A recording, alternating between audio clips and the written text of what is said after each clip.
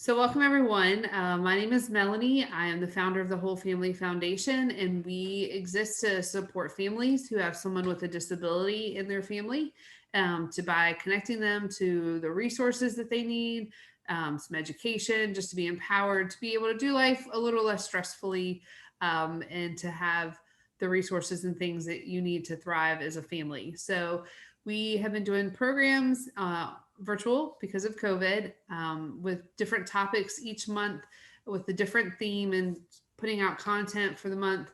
And the month of July that we're in, we are going to focus on travel because a lot of people travel over summer vacation, and we just wanted to be able to provide some resources and some tips and tricks and words of wisdom for you guys as you're looking to travel. So I am really excited that we are going to be sharing with Kate and Jason Blackwell, who are on our board, and they are going to share from their own experiences. And then I'll be asking some questions when we post this video. Please feel free to post your own questions, and we will be happy to address those. Share your own tips and tricks and life hacks and all those things so that everybody can benefit. So, without further ado, I'm going to pass it over to Kate and Jason. Thank you, Melanie. My name is Jason, and this is my wife, Kate. Um, we have been married for, in a few days, 14 years. We have 4 children, and we have traveled quite a bit, she and I together. And prior to us dating, I traveled some as well by myself. I am a C5, C6 quadriplegic. So I'm paralyzed. I'm an Asia A, so I'm paralyzed right where your chest and your arms meet.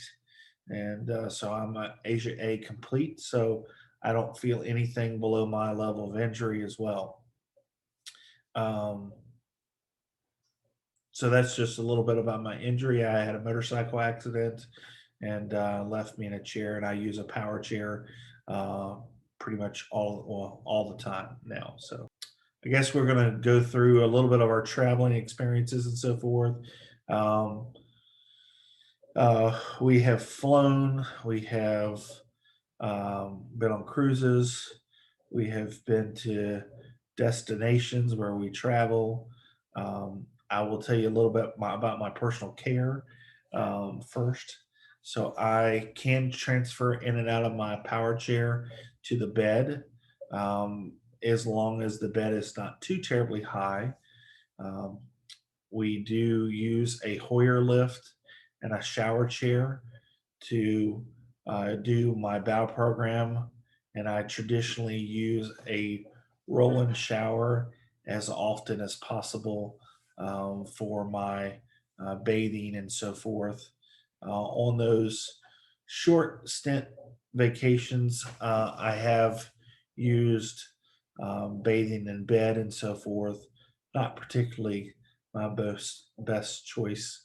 Um, and as my wife is saying, not so much fun either. So, No. um, um, I do have a personal aide that comes in and helps me Monday through Friday throughout the week for working purposes. But as far as weekend and evenings, my wife does assist me for the few minutes that it does take me to get in and out of bed. Um, to be a little bit more transparent, I do uh, intermittently cath, but I also use a leg bag.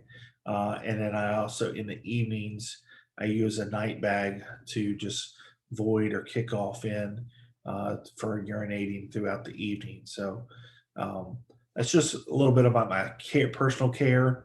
And then as my wife can speak about uh, my personal care aspect of things in relationship to travel, I guess we'll probably start off um, by talking about maybe flying first. Um, we've had some good experiences and some interesting experiences. Um, my first time flying, though, I flew by myself all the way to a spinal cord symposium in Colorado, and I had a layover that I had to.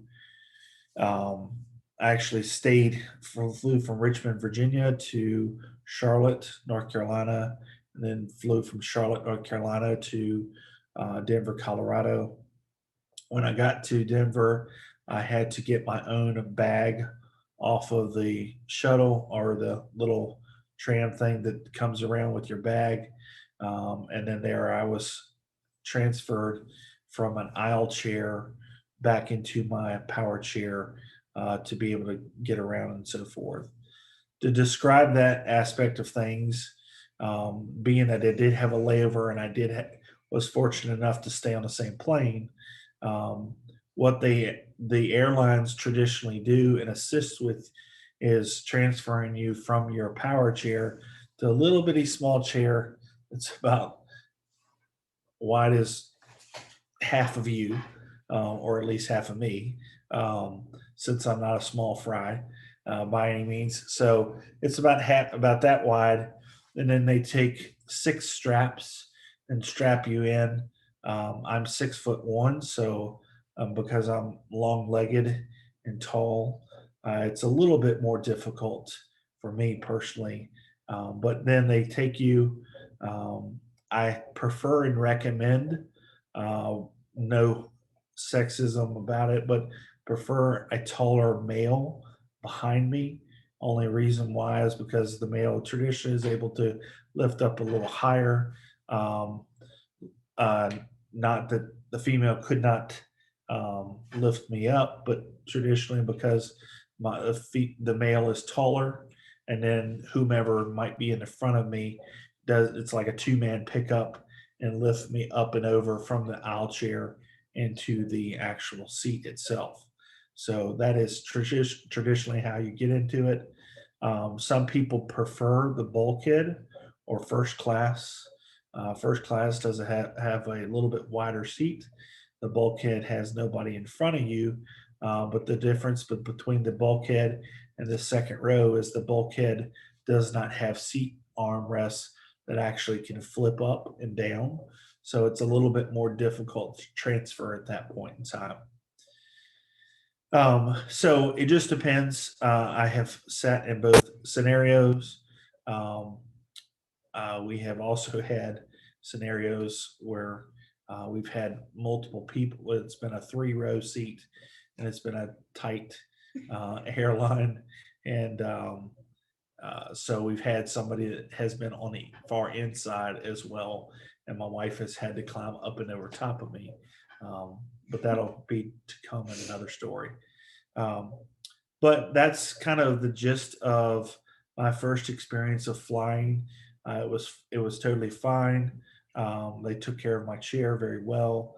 They do put your I do recommend to put your seat underneath your cushion seat specifically, and any items in which can be easily taken off the power chair or manual chair, such as leg rests maybe or what have you, Armrest. and armrests, and put those above the overhead compartment, because the airlines will actually take your chair and disconnect the batteries most of the time and put their chair underneath the plane at that point in time. They will typically ask you whether they're gel cell batteries Dry cell. or dry cell batteries. So you can tell them that, and that determines whether or not they have to put them in another box, another container box as well. So um, fairly overall, my first several times of flying was pretty simple and easy. I've flown to Maine, I have flown to Phoenix, Arizona, flown to Florida. Um, Primarily, I would say the only time, and I'll let Kate speak a little bit about this one. We did have an issue and a experience that we flew to um, Texas, and when we got to Texas, um, was totally fine there. But on the way back, we had a little scenario, and I'll let her speak about that. Um, First of all, I think that my least favorite part of travel is air travel. And I'm just being really honest. Air travel with someone that is disabled and in a wheelchair. I'm just gonna put that out there. When we were flying back from Texas, it was Dallas, right? Dallas, Texas. We're waiting to leave from the gate, right? And we're waiting and we're waiting some more. And the captain of the plane comes back to tell him that his wheelchair was accidentally placed on a different plane, not going to Richmond, Virginia, but going to Detroit, Michigan. Um, and so after we kind of sat and stared at him for a few seconds, we were trying to figure out like what do we do? Because when we get back to Richmond, he doesn't have a chair. He doesn't have a wheelchair. I will make a very long story very short and just say that by 2 or 3 in the morning, his wheelchair was delivered to our house. And that's making a very long story short. So while I don't prefer to fly, and he'll tell you the same thing. I just don't prefer to fly.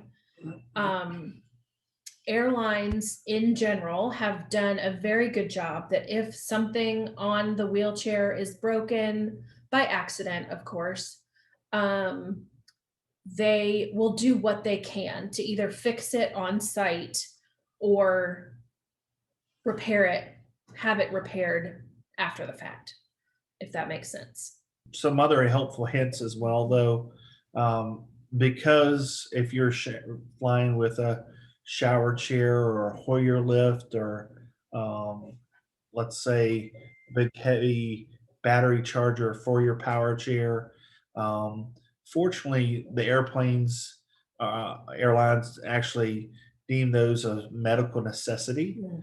So essentially, you do not get charged for those items, which is very helpful, because you know that most airlines are looking at the weight per bag, and so therefore, with medical equipment, when you travel anywhere, you can, or when people travel, period, they have a lot of stuff, and especially with somebody with a disability, a whole lot more stuff.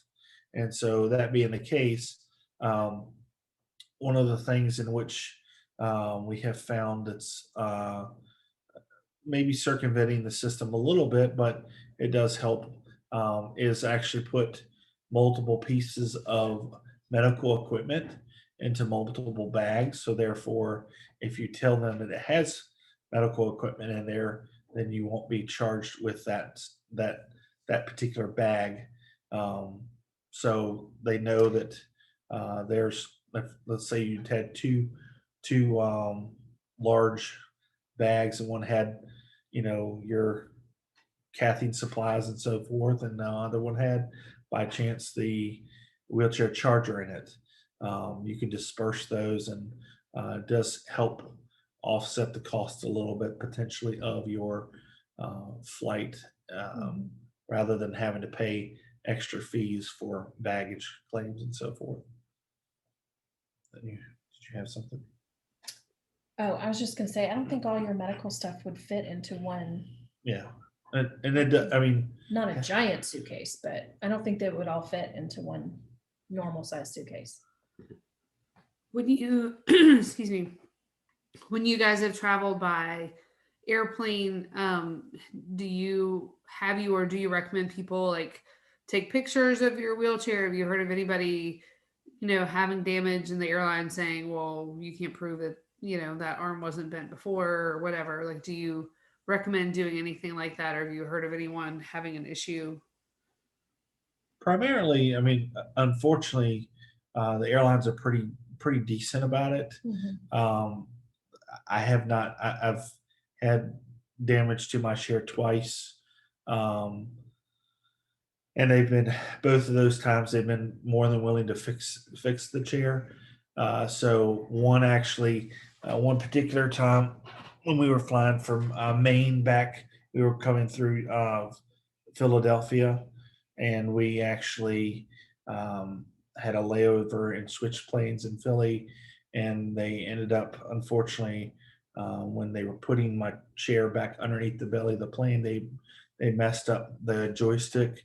And that particular time, we actually had one of the airline mechanics come up and help and assist. So, most of the airlines will do whatever they possibly can to get you going. Naturally, the one thing that they don't understand, and I think this is the biggest message that I would encourage airline companies and the people that work putting luggage and so forth on the planes, is they don't understand that it's essentially your legs. And without that piece of equipment, I mean, kind of treat it as if it was your mother going underneath the belly of the plane in a sense. Um, Maybe some people don't like their mother, but let's just say that hopefully they do. And I say that jokingly, but at the same time, you know, be delicate with it. Um, because it is somebody's legs, and essentially, it is a whole lot easier to damage something that's, um, and they don't quite understand that they're, 20, 30, 40, 50, $60,000 wheelchairs. And some of them are very high complex systems and so forth, depending upon the person's disability as well. Absolutely. What about traveling by car? Any tips or tricks for traveling by car? Play Tetris when you're packing the van. Just pretend like it's Tetris, adult Tetris. It's kind of like the dishwasher, but it's the back of the van. Gotcha. So Jason drives what do you have? A Toyota? Toyota Sienna. Toyota Sienna. He drives, just to give you a little bit of perspective, he drives from his chair, and then I, of course, ride in the passenger seat. But in the middle of the minivan, the floor's been lowered, and there's no middle seat. So there's a ton of space in the middle, and we tend to just pack everything, a lot of stuff in the middle, some stuff in the back for car travel. So one of the good things with Jason using a leg bag to urinate during the day is that when we're on a long car ride, he doesn't need to get out of the car to pee like I do. Very convenient. Trip. Yeah, and like our kids do. So we can kind of pack him into the vehicle without, him having to get out. What about when you guys are like booking hotels and stuff? Have you found like that there's a certain way that you need to word things, or like if you say we need an accessible room, that I'm guessing that doesn't always mean accessible to you. Like, have you found creative ways or different ways to word it so that it's more clear to hotels what exactly it is you're looking for? So one of our necessities when we travel is he has to have a roll-in shower so that he can take a shower. And so when I'm trying to book, whether it's a condo at Myrtle Beach or a hotel room, I start my search online, and I have, keywords like for Myrtle Beach, condo, roll-in shower. If you use the word accessible, that may work for you if all you need is a grab bar, like at the commode or in the shower, right? Or the tub shower combination. But then once I've kind of minimized my search and I've found a couple of places that might work, I start calling. And I will call places, ask very specific questions about the shower. Is there a lip on the shower? Or is it completely roll in, like level? What is it?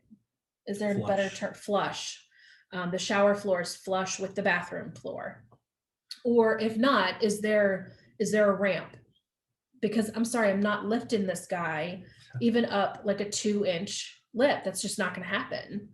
Um, and luckily, we found a great condo in Myrtle Beach. So if you want the information, comment, and I can send it to you. But it's a great 4-bedroom, 3-bath condo. It's got a great, huge bathroom with a roll-in shower. It's really nice. One of the things that, as far as going back to hotels, we have found certain brands of hotels are a little bit more user friendly. Mm. And so we tend to try to stick to those particular brands. Um, I and think we can say that we're not supported by any particular brand, but if you want to say who, just to give people. Yeah, so I mean, Marriott has been really good. They do have a disability uh, queue, if you will, that most of the time they pretty are spot on. That they'll take your information and try to get back with you. I will say that one of the things that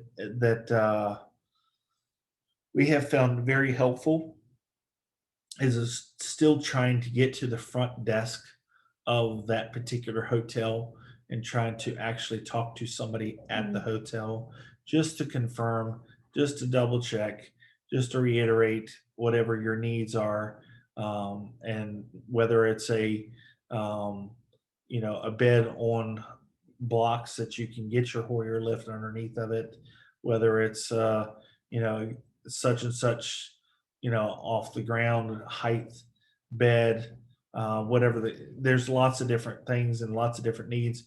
Accessible is just really a elusive term, and so sometimes it's really it depends on the person's disability, whether it's blind, whether it's hearing, what there's lots of different disabilities that they do and accommodate for. But as far as like Kate was saying, we do require the roll and shower just a whole lot easier um, in the grand scheme. I will say this too: Country Inn and Suites. All of those hotels we've actually stayed in. The wheelchair accessible guest rooms were actually on the first floor, so you can get a handicap accessible room, but is it on the first floor? Well, what do you do if there's a fire and the elevators are shut down? I don't know. We've Fortunately, we've never Thank been. God we've never had to deal with that. Um, but I have noticed that about the Country Inn and Suites um, hotels, which I thought was nice. One of the things that you mentioned, Melanie, that just triggered my brain as well. Going back to airline flying, um, and you mentioned it, accessible travel as far as wheelchair vans and so forth. Most metropolitan areas have a wheelchair accessible taxis. A lot of them are rear entry vehicles. So some you can call ahead of time. Some metropolitan areas just have a tremendous amount of wheelchair accessible vehicles that are, for example, when you fly into Fort Lauderdale, there are a tremendous amount of wheelchair accessible taxis. Um, but then a lot of times when you do find one that is reputable and good, and you build that relationship with that person, if you're in that area for some length of time, we tend to get that person's phone number and try to call them and say, hey, can you pick me up at such and such, or we're going from point A to point B, and it's a whole lot easier. um, we have had to also uh, have more than one. Sometimes just depend upon who's going with us.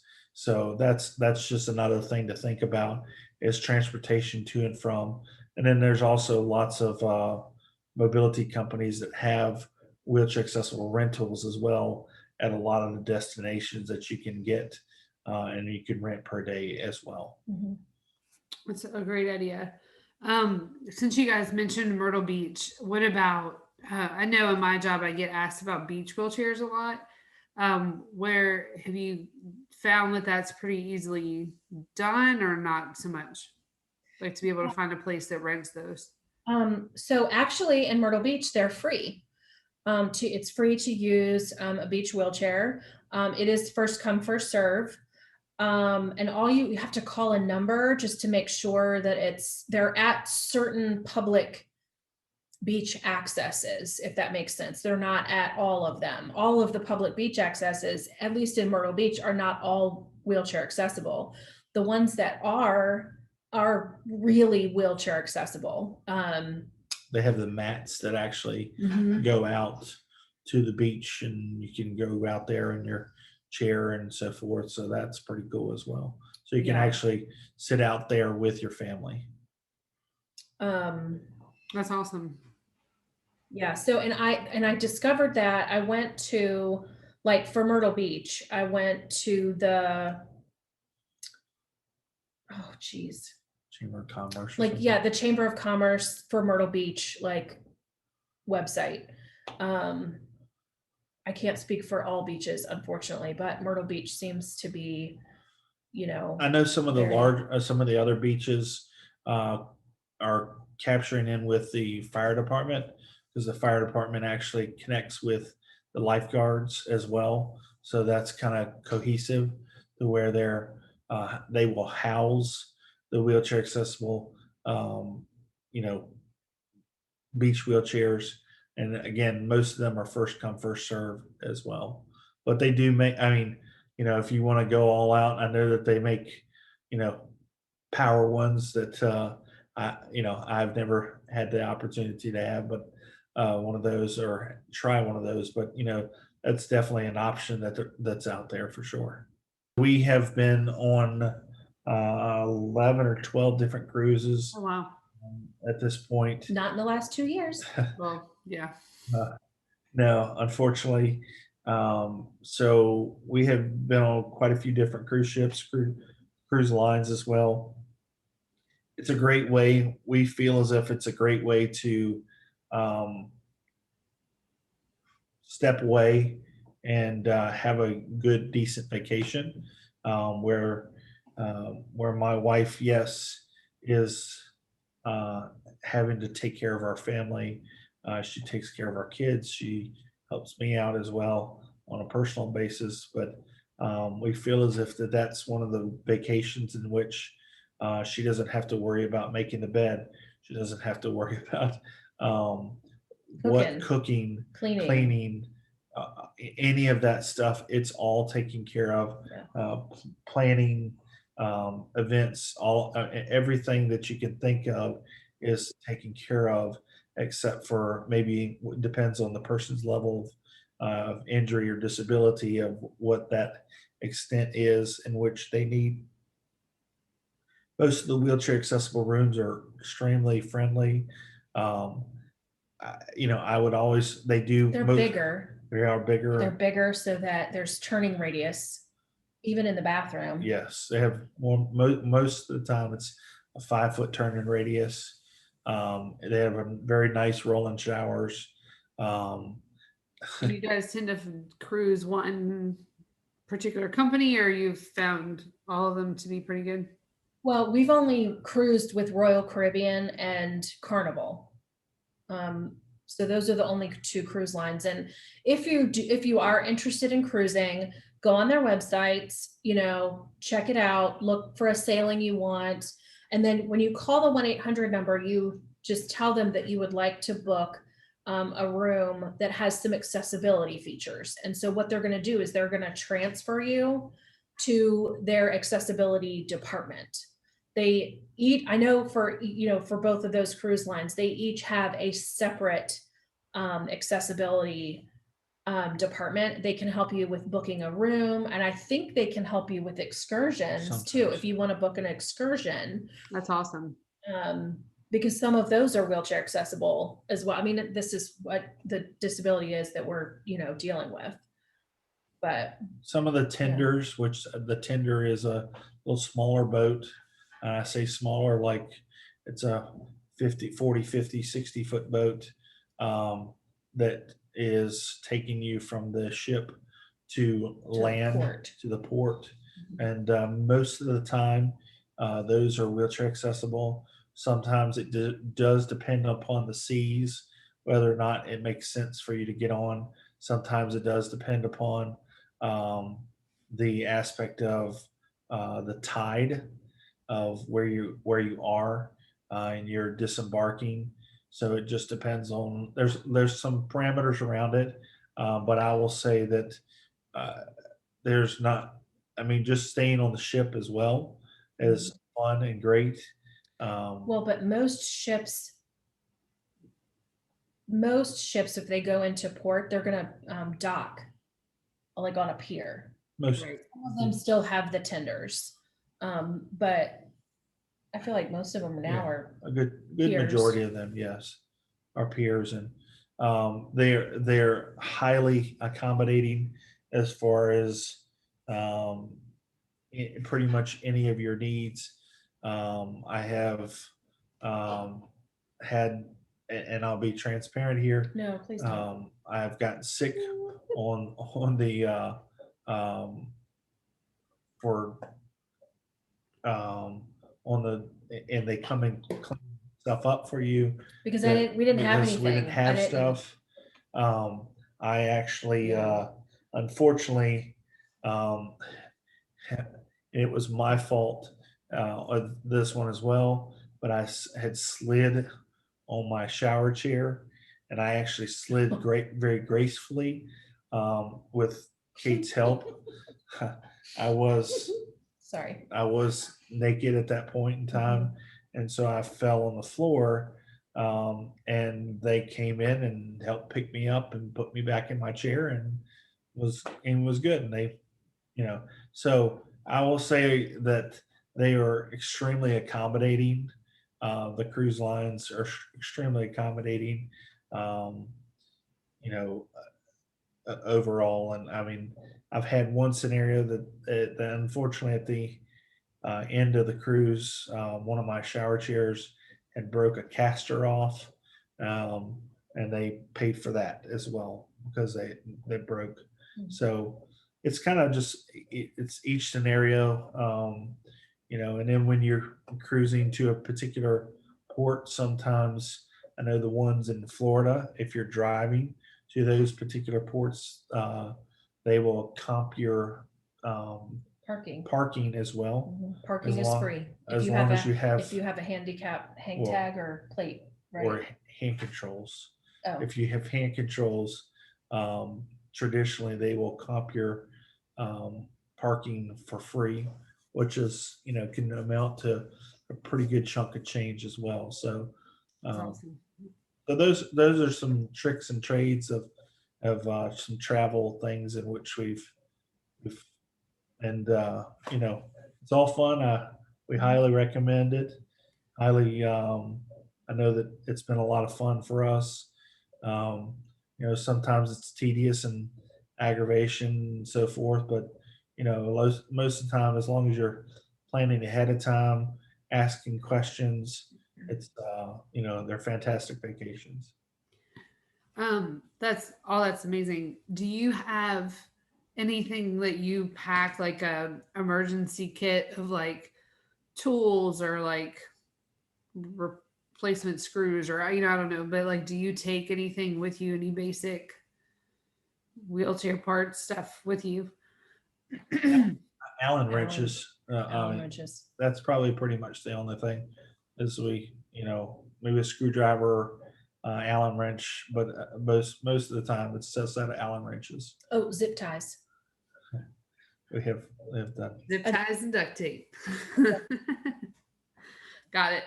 Do you tend to go through your wheelchair or like do like a pre-trip maintenance check on your chair or your equipment to make sure everything's good to go? Sure, just making sure your tires are okay.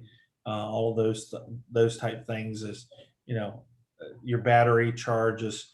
You're not seeing anything funky as far as your battery charge, and making sure that it lasts a long time. Those typical things in which you're just doing on a daily basis, anyways. Awesome. Well, thank you guys, and I hope you have a fun vacation wherever you go this year and all the years post COVID. So again, we just want to thank you all for joining us. And again, if you have any questions, you can reach out to us at info@thewholefamilyfoundation.com. There is a page under resources on travel that has some travel bloggers and a couple other things, but certainly it's always good to hear it straight from the horse's mouth and people who have been in the trenches and done that and learned all the things that are helpful. So please, like I said, feel free to comment on this video, like the post, share it with someone you think it might benefit, but let us know if there's any way that we could be of help to you guys. We are certainly here for you. And thank you so much to Kate and Jason for sharing with us and for your expertise and for being on the board. Absolutely. Absolutely. Anytime. Thank you.